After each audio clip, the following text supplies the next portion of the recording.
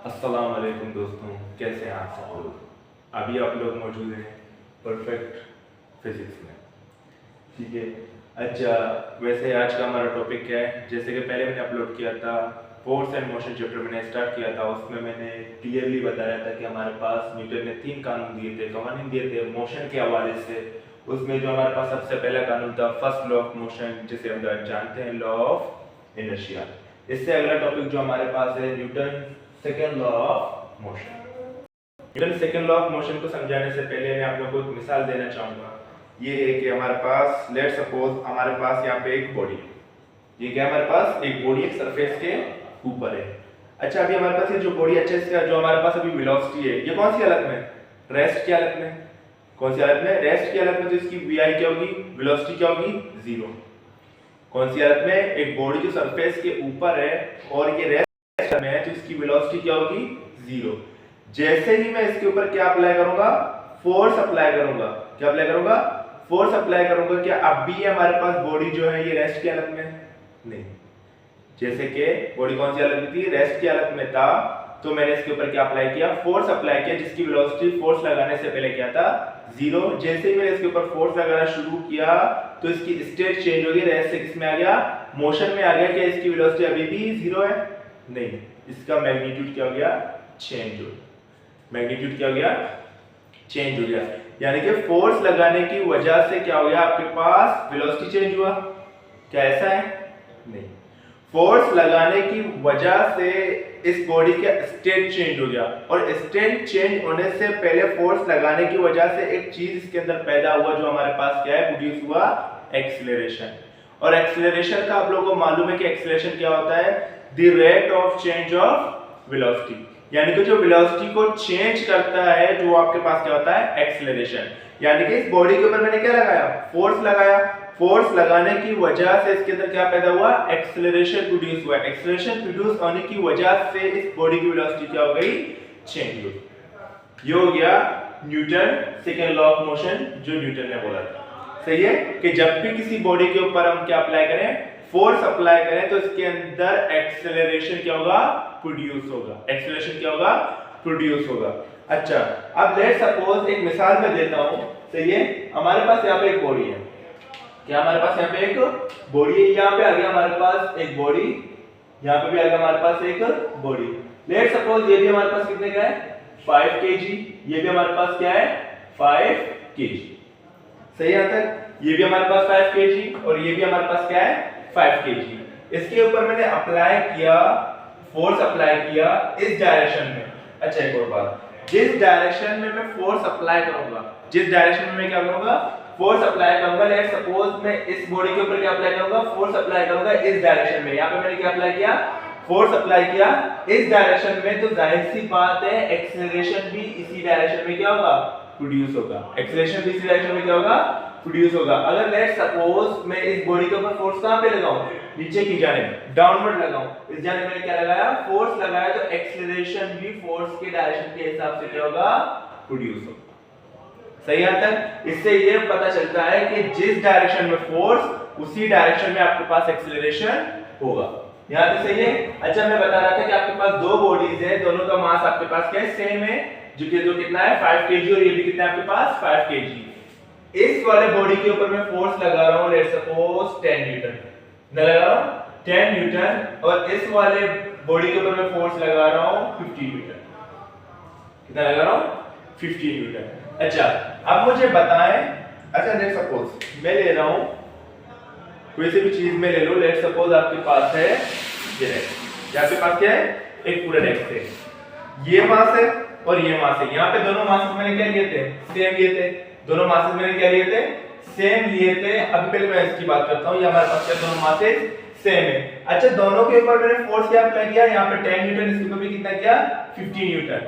ठीक है, ये दो मार्कर है, दोनों का हमारे पास मास क्या है, सेम है। दोनों एटलीस्ट क्या होंगे, सेम होंगे, पूरा पूरे क्या हो जाएंगे, सेम हो जाएंगे। अच्छा, लेट सपोज ये भी हमारे पास 5 kg का, ये भी हमारा 5 kg का, लेकिन मैं इस वाले जो मार्कर है, इस वाले जो ये वाले जो हमारे पास बॉडी है, इस वाले बॉडी के ऊपर मैं फोर्स कितना अप्लाई करूंगा, 10 न्यूटन। और इस वाले बॉडी के ऊपर मैं कितना अप्लाई करूंगा 50 न्यूटन, यानी कि इसको मैं 10 न्यूटन के साथ थ्रो करूंगा और इसको 50 न्यूटन के साथ थ्रो करूंगा। तो मुझे ये बताएं कि आप लोग फास्ट बता सकते हैं लेकिन बता नहीं सकते, सही है, लेकिन सोच सकते हैं, सही है। इस वाले बॉडी के ऊपर मैं 10 न्यूटन फोर्स के जरिए इसको थ्रो करूंगा और इसको 50 न्यूटन के जरिए। तो आप लोगों ने जवाब दिया होगा कि कौन सी बॉडी ज्यादा दूर जाके गिरेगा, यानी कि कौन सी बॉडी ज्यादा एक्सीलरेशन प्रोड्यूस करेगा। तो इस वाले बॉडी के ऊपर मैंने 10 न्यूटन अप्लाई किया और इसके ऊपर 50 न्यूटन, तो जाहिर सी बात है यहाँ पे एक्सीलरेशन क्या होगा, कम होगा, यहाँ पे एक्सीलरेशन क्या होगा, ज्यादा, क्योंकि यहाँ पे हमारे पास फोर्स क्या लग रहा है, ज्यादा, और यहाँ पे फोर्स कम लग रहा है, सही है। तो इसमें से हमारे पास स्टेटमेंट निकलता है कि जब मैं सबसे पहले ये बताऊंगा कि जिस बॉडी के ऊपर हमारे पास फोर्स ज्यादा तो एक्सीलरेशन भी क्या होगा, ज्यादा। अगर फोर्स ज्यादा तो एक्सीलरेशन भी ज्यादा, अगर फोर्स कम तो एक्सीलरेशन भी कम। लेट्स सपोज यहाँ पे हमारे पास फोर्स क्या था, कम था, तो यहाँ पे एक्सीलरेशन क्या हुआ, कम हुआ। यहाँ पे हमने फोर्स क्या किया, ज्यादा किया, तो एक्सीलरेशन भी क्या हुआ, ज्यादा हुआ। तो मैं बता सकता हूँ अगर एक चीज बढ़ रहा है तो दूसरी चीज भी क्या होगा, बढ़ रहा है, अगर एक चीज कम हो रहा है तो दूसरी चीज भी क्या हो रहा है, कम हो रहा है। मैंने फोर्स कम किया, एक्सीलरेशन भी क्या हो गया, कम हो गया। मैंने फोर्स को बढ़ा दिया तो एक्सीलरेशन भी क्या हो गया, बढ़ गया। यानी कि एक चीज का बढ़ाना दूसरी चीज ऑटोमेटिकली बढ़ जाना, एक चीज का कम करना दूसरी चीज भी कम हो जाना। हमारे पास एक रिलेशन देता है डायरेक्टली रिलेशन। कौन सा रिलेशन, डायरेक्टली रिलेशन। मैं बता सकता हूं कि acceleration is directly proportional to the force. ये आ गया हमारे पास पहला स्टेटमेंट, सही है। अच्छा लेट्स सपोज अब मैं ले लेता हूं कि हमारे पास जो है दो और बॉडी है, एक बॉडी हमारे पास ये आ गया और दूसरी बॉडी ये। अच्छा ये हमारे पास 5 kg का है और ये हमारे पास 15 kg का है, ये भी हमारे पास क्या है, बॉडी है। अब मैं क्या कर रहा हूं, जितना फोर्स मैं यहां पे लगाऊंगा उतना ही फोर्स यहां पे लगा रहा हूं। दोनों बॉडी के ऊपर मैं फोर्स क्या लगा रहा हूं, सेम लगा रहा हूं। लेट्स सपोज यहां पे जो मैं फोर्स लगा रहा हूं वो हमारे पास कितना है, 10 न्यूटन। यहां पे भी हमारे पास फोर्स कितना है, 10 न्यूटन। दोनों जगह फोर्स हमारे पास क्या हो गए, सेम हो गए। यहां तक सही है। अच्छा इस बॉडी का मास क्या है, कम, इस वाले बॉडी का मास क्या है, ज्यादा। दोनों में फोर्स क्या है, इक्वल।